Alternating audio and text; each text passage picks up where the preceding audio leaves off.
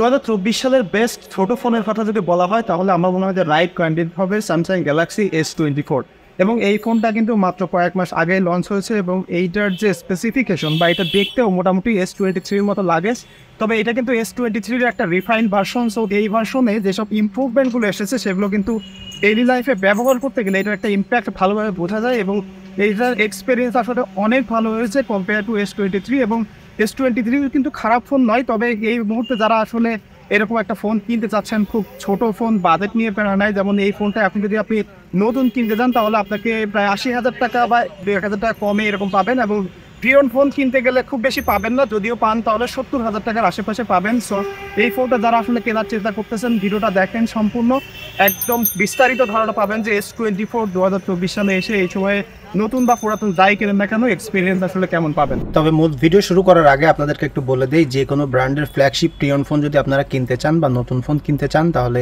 MK mobile পয়েন্টে contact করতে পারেন। তাদের শোরুমের ঠিকানা, ফেসবুকের লিঙ্ক বিস্তারিত এই ভিডিওর ডেসক্রিপশনে আমি দিয়ে দিচ্ছি, আপনারা চাইলে কন্ট্যাক্ট করতে পারেন। প্রথমে যদি ফোনটার ডিজাইনের কথা বলি, দেখেন এই ফোনটা আমার হাতে যেই দেখেছে কম বেশি অনেকেই আমার কাছে প্রশ্ন করেছে যে এটা কোন মডেলের আইফোন, অর্থাৎ এটা আইফোনের মতো একটা বক্সি ডিজাইন এবং গত দুইটা মডেলেও কিন্তু এই স্যামসাং এর বক্সি ডিজাইন ছিল, বাট সেখানে এরকম রাউন্ডেড এজ ছিল না। তবে এই ফোনটার যে কর্নার গুলো খুব রাউন্ডেড হওয়ার কারণে হাতের মধ্যে ধরে সুপার কমফোর্ট লাগে। সো বক্সি ডিজাইনের টোটাল রিফাইন্ড এবং পারফেক্ট একটা ডিজাইন কিন্তু এটা। এবং এই ফোনটার যদি আপনি ফ্রন্টে দেখেন তাহলে এখানে 6.2 ইঞ্চির একটা ডিসপ্লে দেখতে পারবেন। 6.2 ইঞ্চি কিন্তু বড় একটা ডিসপ্লে, বাট স্টিল এই ফোনটা কম্প্যাক্ট সাইজের। কারণ কি দেখেন চারি সাইডে খুব সুন্দর ন্যারো চিন বেজেল এবং এটা কিন্তু একদম সিমেট্রিক। আইফোন কিন্তু এই জিনিসটা অনেক আগে থেকে করে, যেটা সুপার প্রিমিয়াম লাগে। তবে আইফোনের ক্ষেত্রে বড় নস, বড় ডাইনামিক আইল্যান্ড সেটা ডিস্ট্রাকটিভ, কিন্তু এই ফোনটার ক্ষেত্রে সুপার ফ্ল্যাট একটা ডিজাইনের একদম টোটাল ডিসপ্লেটা একটা ফোন মনে হয় এবং জাস্ট ছোট্ট একটা ক্যামেরা কাট আউট রয়েছে। এখানে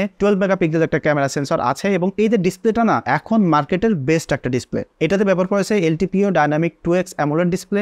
এই ডিসপ্লেটা যদি কেউ ব্যবহার করেন বা কেউ দেখেন নিশ্চিত এটা প্রেমে পড়ে যাবেন। এবং এইটার যে ব্রাইটনেস 2600 পর্যন্ত পিক ব্রাইটনেস কিন্তু বলা হয়েছে এবং এটা আমি দেখেছি ডিরেক্ট সানলাইটে ব্যবহার করলেও কোনো প্যারা হয় না, খুব ভালো একটা এক্সপিরিয়েন্স পাবেন। এই ডিসপ্লেটা যে প্রোটেকশনে ব্যবহার করেছে গ্লাসটা সেটা কিন্তু গরিলা গ্লাস ভিক্টাস 2। সো এই সেকশনে কোনো কমপ্লেন নাই এবং এই যে সেলফি ক্যামেরাটা রয়েছে এটা দিয়ে ফেস আনলক করা যায়, তবে প্রপার লাইটে ছাড়া কিন্তু এটা কাজ করে না, যে কারণে এটার পরে রিলাই করতে পারবেন না। তবে এখানে যে আন্ডার ডিসপ্লে ফিঙ্গারপ্রিন্টটা দেখতে পাচ্ছেন আলট্রাসনিক, সেটা কিন্তু একদম সুপার ফাস্ট কাজ করে, এইটা নিয়ে কোনো কমপ্লেন নাই। এবং আমি যেটা বলি যে ফেস আইডির পরে যদি সব থেকে রিলায়েবল কোনো ব্যাপার থাকে বা সেন্সর থাকে যেটা একদম অ্যাকুরেটলি কাজ করে সেটা কিন্তু এই আলট্রাসনিক ফিঙ্গারপ্রিন্ট। তাছাড়া ফোনটা যদি আমি ব্যাক সাইডে দেখি, দেখেন এখানে টোটাল ফ্ল্যাট একটা আপনি গ্লাস দেখতে পাচ্ছেন এবং এইটা কিন্তু গরিলা গ্লাস ভিক্টাস 2 এবং এটা একটা ম্যাট ফিনিশ, খুবই প্রিমিয়াম লাগে। এবং এখানে ট্রিপল ক্যামেরার একটা বাম দেখতে পাচ্ছেন। এখানে 3টা ক্যামেরা সেন্সর রয়েছে, তার মধ্যে 50 মেগাপিক্সেলের মেইন সেন্সর যেটা 24 mm এর এবং আরেকটা টেলিফোটো লেন্স রয়েছে 10 মেগাপিক্সেলের, সেটার ফোকাল লেন্থ হলো 67 mm এর এবং আরেকটা আলট্রা ওয়াইড সেন্সর রয়েছে যেটা 12 মেগাপিক্সেলের এবং 13 mm এর ফোকাল লেন্থ। সো এখানে যে কোনো ধরনের ফোকাল লেন্থ আছে। এটার পিকচারের এক্সপিরিয়েন্স কেমন সেটা ডেফিনেটলি ক্যামেরা সেকশনে বলতেছি। তাছাড়া এটার সাইডে একটা ফ্ল্যাশ দেখতে পাচ্ছেন এবং ফোনটার যে ফ্রেমটা না এইটা খুবই প্রিমিয়াম একটা মেটাল আর্মার 2 অ্যালুমিনিয়াম ব্যবহার করা হয়েছে। সো খুব সহজেই কিন্তু স্ক্র্যাচ পড়ে না এবং যে বাটনগুলো আপনি দেখতে পাচ্ছেন এই বাটনগুলো সুপার প্রিমিয়াম এবং এই ডিজাইনটাকে খুবই সুন্দরভাবে কমপ্লিমেন্ট করেছে এবং এই রকমই বাটন কিন্তু আইফোনের ক্ষেত্রে আমি দেখেছি এবং আইফোনের ওই বাটনগুলো আমার সত্যিই অনেক পছন্দ। ফাইনালি এখানে আমি পাচ্ছি, যে কারণে মনে হচ্ছে যে অ্যান্ড্রয়েডে আইফোনের একটা ফিল পাওয়া যায় এই ফোনটাতে এবং এইটা কিন্তু আসলে ভালো একটা ব্যাপার যে এত সুন্দর একটা বিল্ড কোয়ালিটির ফোন, সুপার প্রিমিয়াম ম্যাটেরিয়াল ব্যবহার করেছে এবং কোনো প্রকার কম্প্রোমাইজ ছাড়া খুব পারফেক্ট একটা ডিজাইনের ফোন। এবং এই ফোনটার যদি আপনি নিচের দিকে দেখেন এখানে একটা টাইপ সি চার্জিং পোর্ট দেখতে পাচ্ছেন, এটা 25 ওয়াটের ফাস্ট চার্জ করতে পারে এবং স্টিরিও স্পিকার দেখতে পাচ্ছেন। এটা সাউন্ড কোয়ালিটি নিয়ে কোনো কমপ্লেন নাই, খুব লাউড সাউন্ড এবং খুব সুন্দর ক্রিসপ সাউন্ড এটা আপনাকে দিবে। এবং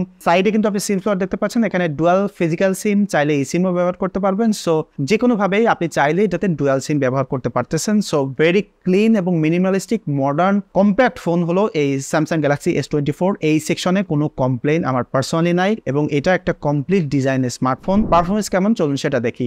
এইটাতে ব্যবহার করেছে স্ন্যাপড্রাগনের 8 Gen 3 এর একটা প্রসেসর বা Exynos 2400 এর প্রসেসর। আমি যেটা ব্যবহার করতেছি এটা Exynos 2400 এর প্রসেসর, সাথে 8GB র্যাম পেয়ার করতেছি। এটা 12GB র্যামের একটা ভেরিয়েন্ট আছে এবং এটা 256GB স্টোরেজ। তো 256GB বা এর থেকে আপার যে স্টোরেজগুলো আছে সেগুলো UFS 4.0 ব্যবহার করেছে। অনলি 128GB যেটা সেটাতে UFS 3.1 ব্যবহার করেছে। সো এটাতে ফাস্ট স্টোরেজ রয়েছে। সো এইটার পারফরমেন্স ওয়াইজ না এটাতে কোনো প্রকার স্যাক্রিফাইস নাই। দেখেন এর আগেও আমি একবার বলেছি যে এখন স্মার্টফোনের প্রসেসরগুলো যে পারফরমেন্স গেইন করেছে সেটা আসলে স্মার্টফোনের জন্য মোর দ্যান ইনাফ, কোনো কোনো ক্ষেত্রে ওভারকিল হয়ে যায়। এইটাতে যে প্রসেসরটা ব্যবহার করেছে সেটা দিয়ে আপনি যে কোনো প্রকার গেমিং করতে চাইলে এবং অ্যাপস ইউজ করতে চাইলে জাস্ট মনে হবে যে এই প্রসেসরটার পরে কোনো প্রকার লোডিং হচ্ছে না, এবং এইটার যে One UI একদম লেটেস্ট ভার্সন চলতেছে সেটা দিয়ে আসলে এত লাইট এবং স্মুথলি চলে আপনার কাছে মনেই হবে না যে এই ফোনটাতে কোনো প্রকার ডিলে আছে, মানে একদম স্মুথলি চলে। এবং এটার যে ডিসপ্লের LTPO অর্থাৎ ভেরিয়েবল রিফ্রেশ রেট রয়েছে সেটা সুপার এফিশিয়েন্ট হওয়ার পাশাপাশি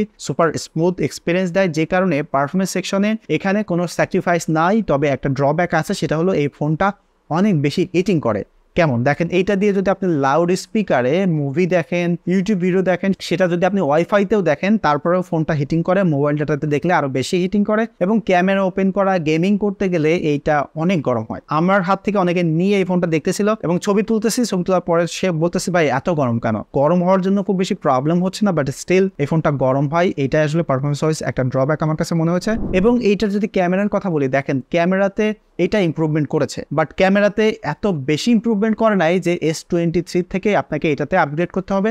স্টিল আপনাদের কম বাজেট থাকে এবং বেস্ট ক্যামেরা এক্সপিরিয়েন্স পেতে চান স্যামসাং থেকে, আপনি S23টা কিনতে পারেন, নো প্রবলেম। এবং এখানে যে ব্যাপারটা দেখেন, আমি যদি সেন্সর বাই সেন্সর বলি, মেইন সেন্সর, আলট্রা ওয়াইড এবং টেলিফটো লেন্স, এই তিনটা সেন্সর দিয়ে আপনি লো লাইটে ছবি তোলেন আর যে কোনো কন্ডিশনে একদম কন্ট্রাস্টে সিচুয়েশনে ছবি তোলেন, এত সুন্দরভাবে এটা ডাইনামিক রেঞ্জ ক্যাপচার করে, মানে আপনার কাছে পার্সোনালি মনে হবে যে যত ধরনের লাইটিং কন্ডিশন থাকুক ছবি তুলবেন, শাটার বাটনে ক্লিক করবেন এবং আপনি নিশ্চিত জানেন যে এটা দিয়ে আপনাকে স্যাটিসফাই করার মতো পিকচার আপনি পাবেন। দেখেন আমি রাতের বেলায় ছবি তুলেছি একদম ঘুটঘুটে অন্ধকার এবং একদম খুব ব্রাইট লাইটের কন্ডিশনে। এই দোকানের যে সাইনবোর্ডগুলো সেগুলোর সাথে দেখেন খুব সুন্দরভাবে ইভেন এক্সপোজ করে আমাকে ছবি দিয়েছে। এবং স্যামসাং এর এই ব্যাপারটা আমি সবসময় বলি যে এরা খুব ভালো ডাইনামিক রেঞ্জ ক্যাপচার করতে পারে, খুব ইভেন একটা এক্সপোজড পিকচার দিতে পারে। এখানে কিন্তু সেই জিনিসটা খুবই ভালো হয়েছে। এবং আরেকটা জিনিস হচ্ছে স্যামসাং এর S23 হয়তো আমি বলেছিলাম, সেটা হচ্ছে যে টেলিফটো লেন্সের পিকচারগুলো একটু লেস শার্পি মনে হয় সেটা লো লাইটে গেলে, এবং এই জিনিসটা কিন্তু আমি S24-এ দেখেছি খুবই ভালো। আপনি লো লাইটে ছবি তুললেও টেলিফটো লেন্সের কোনো প্রকার শার্পনেসে ঘাটতি পাবেন না, অর্থাৎ ক্যামেরা ওয়াইজ এটা একটা পারফেক্ট ফোন। আপনি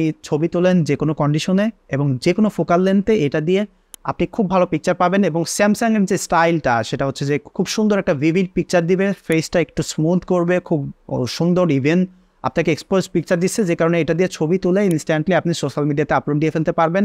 এবং এটা যে ডিসপ্লে, ছবি তুললে এটাতে আরও বেশি ভালো লাগে। সো সেটা একটা মানে ব্যাপার। আর হচ্ছে যে এইটার যে পোর্ট্রেটের এক্সপিরিয়েন্স সেটা দেখেন, এটা দিয়ে যে টেলিফটো লেন্স রয়েছে 67mm, সেটা দিয়ে খুব সুন্দর কম্প্রেসড আপনি টাইট ফোকাল লেন্থে ছবি তুলতে পারবেন। এবং যে মেইন সেন্সরটা রয়েছে সেটা দিয়ে 2x বা 1x-এ আপনি পোর্ট্রেট তুলতে পারছেন। সো এটা যে পোর্ট্রেট, খুব সুন্দর পোর্ট্রেট আপনি এটা দিয়ে তুলতে পারবেন। তার কারণ হচ্ছে যে খুব ভালো স্মার্ট এজ ডিটেকশন করতে পারে এবং যে কোনো লাইট কন্ডিশনে এটা ফেসটাকে খুব সুন্দরভাবে এক্সপোজ করতে পারে এবং ডিটেইলও কিন্তু ধরে রাখতে পারে, যে কারণে এটা দিয়ে টাইট ফোকাল লেন্থ পাচ্ছেন, মিড শট পাচ্ছেন এবং ওয়াইড ফোকাল লেন্থের এই তিনটা ফোকাল লেন্থে কিন্তু আপনি পোর্ট্রেট তুলতে পাচ্ছেন। সো এইটার পোর্ট্রেটের এক্সপিরিয়েন্সটা কিন্তু অন্য লেভেলের। তবে আমি একটা জিনিস যেটা বললাম যে এইটার যে পিকচার কোয়ালিটি সেটা কিন্তু S23 থেকে যে অনেক বেশি ভালো তা কিন্তু নয়। স্টিল আপনার যদি বাজেট কম থাকে আপনি S23ও কিনতে পারেন। এটার যে পিকচার কোয়ালিটি ওখানে অলমোস্ট সেম পাবেন, জাস্ট মাইনার কিছু ইমপ্রুভমেন্ট সেটা আসলে নর্মালি আপনি বুঝতে পারবেন না।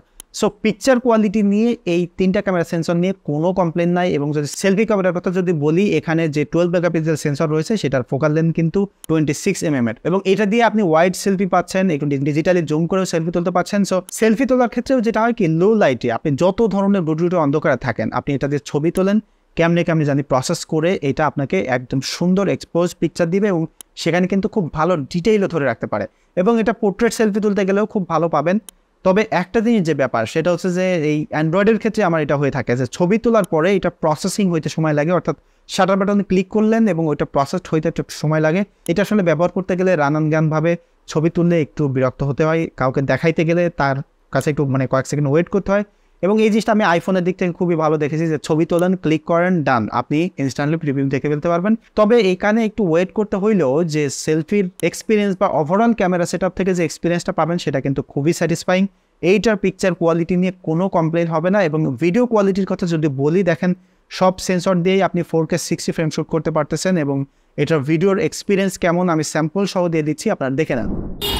এটা হলো স্যামসাং গ্যালাক্সি S24 এর আলট্রা ওয়াইডের সেন্সর, যেটা সেটার ভিডিও দেখতে পাচ্ছেন। দেখেন কত সুন্দর একটা ওয়াইড ফিল্ড অফ ভিউ দেখতে পাচ্ছেন এবং ফুটেজগুলো কিন্তু খুবই স্টেবল দেখতে পাচ্ছেন। এবং এইটার সব সেন্সর দিয়ে 4K 60 ফ্রেম আপনি সিমলেসলি শ্যুট করতে পারবেন এবং চাইলে 8K 30 ফ্রেম পর্যন্ত শ্যুট করতে পারেন। But 8K only main sensor দিয়ে শ্যুট করা যায় এবং 8K আসলে আমাদের ওয়ার্ক ফ্লোতে ওরকমভাবে এখনও অ্যাডাপ্ট হতে পারেনি, যে কারণে ওইটা আমি শ্যুটও করি নাই। তবে এটার যে 4K শ্যুটিং বা 4K ভিডিওর ক্যাপাবিলিটি কিন্তু খুবই ভালো এবং সাউন্ড কেমন ক্যাপচার করে সেটা হোপফুলি আপনারা দেখতেই পারবেন। এখন আমি যদি মেইন সেন্সর শিফট করি, দেখেন কত সুন্দর একটা ট্রানজিশনের মাধ্যমে লেন্সটা শিফট করলো এবং এই লেন্সটা শিফট করার পরেও দেখেন একই রকম কালার এবং স্টেবিলিটি আপনি দেখতে পাচ্ছেন এবং মেইন সেন্সরের ভিডিও কোয়ালিটিও কিন্তু খুবই সুন্দর। এবং যদি আমি থার্ড লেন্সে শিফট করি, দেখেন এখানে যে ফোকাল লেন্থ 67mm সেটা খুবই টাইট একটা ফোকাল লেন্থ আপনি দেখতে পাচ্ছেন এবং এই ফুটেজটাও কিন্তু খুবই স্টেবল। টাইট ফোকাল লেন্থের ভিডিও কোনো সময় আসলে তেমন স্টেবল হতে চায় না, তবে এইটার ভিডিও স্টেবিলিটি দেখেন কত সুন্দর দেখতে পাচ্ছেন এবং এটা যে টাইট ফোকাল লেন্থ থাকার কারণে টোটাল আপনি দেখেন main focal length, wide focal length, সব ধরনের ফোকাল লেন্থ খুব ইজিলি কভার করে ভিডিওগ্রাফি করতে পারবেন এবং এটার ভিডিও কোয়ালিটি কিন্তু খুবই ভালো, যেমনটি এখানে দেখতে পাচ্ছেন। এখন দেখতে পাচ্ছেন পোর্ট্রেট মোডের ভিডিও, এইটার পোর্ট্রেট মোডে কিন্তু 4K পর্যন্ত শ্যুট করা যায়। সো এটার ভিডিও কোয়ালিটি কেমন এবং এটা কেমন এজ ডিটেক্ট করতে পারে সেটা দেখতে পাচ্ছেন, চলে যান।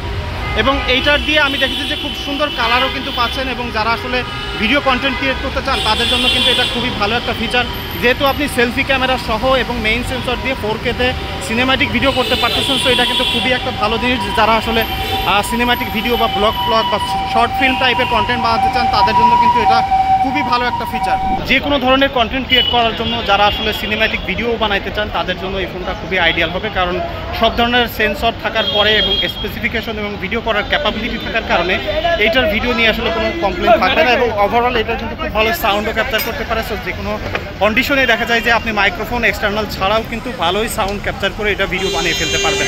এবার আসে যে এটার ব্যাটারি এক্সপিরিয়েন্স কেমন। দেখেন কম্প্যাক্ট ফোনে সবসময় বড় সড়ো একটা স্যাক্রিফাইস থাকে, সেটা হলো ব্যাটারি ব্যাকআপের দিক থেকে। তো এই জিনিসটাতে ব্যবহার করেছে এফিশিয়েন্ট একটা ডিসপ্লে এবং খুব এফিশিয়েন্ট একটা প্রসেসর, সাথে ব্যাটারির ক্যাপাসিটি হতে কিন্তু বেড়েছে। এটাতে 4000 mAh একটা ব্যাটারি ব্যবহার করেছে এবং এইটার ব্যাটারি ব্যাকআপ সুপারব ছিল। হেভি ইউজ করে 4 ঘন্টা 40 মিনিট স্ক্রিন অন টাইম পেয়েছি। সো এই ফোনটা ব্যবহার করতে গেলে হেভি ইউজার বা যে কোনো প্রকার নর্মাল ইউজার হইলে আপনি একদিন পার করে ফেলতে পারবেন। এইটার ব্যাটারি ব্যাকআপ নিয়ে কোনো প্যারা হবে না। স্টিল এই ফোনটা কিন্তু ফাস্ট চার্জ করতে পারে, ওয়্যারলেস রিভার্স চার্জ করতে পারে। সো এই সেকশনেও আসলে কোনো প্রকার প্যারা নাই। তাহলে কথা হচ্ছে যে এই 2024 সালে এই সময় এই ফোনটা কারা কিনবেন? দেখেন আপনি যদি কম্প্যাক্ট ফোন পছন্দ করেন এবং কোনো প্রকার স্যাক্রিফাইস চান না, সেটা ব্যাটারি ব্যাকআপ হোক, ডিসপ্লে হোক, ক্যামেরা হোক এবং বাজেট নিয়ে কোনো প্যারা নাই, তাহলে আপনি নিশ্চিন্তে এই লেটেস্ট মডার্ন স্মার্টফোনটা কিনতে পারেন, স্যামসাং গ্যালাক্সি S24। বাট আপনার যদি মনে হয় যে এই অলমোস্ট সেম এক্সপিরিয়েন্সটা আপনি পেতে চান কিন্তু আপনার বাজেটে একটু কম আছে, তাহলে আপনি স্টিল স্যামসাং গ্যালাক্সি S23টা কিন্তু কিনতে পারেন। সো এইটাই ছিল আমার পার্সোনালি স্যামসাং গ্যালাক্সি S24 এর এক্সপিরিয়েন্স। এই ফোনটা যদি আপনারা কেউ ব্যবহার করেন তাহলে আপনাদের এক্সপিরিয়েন্স শেয়ার করবেন।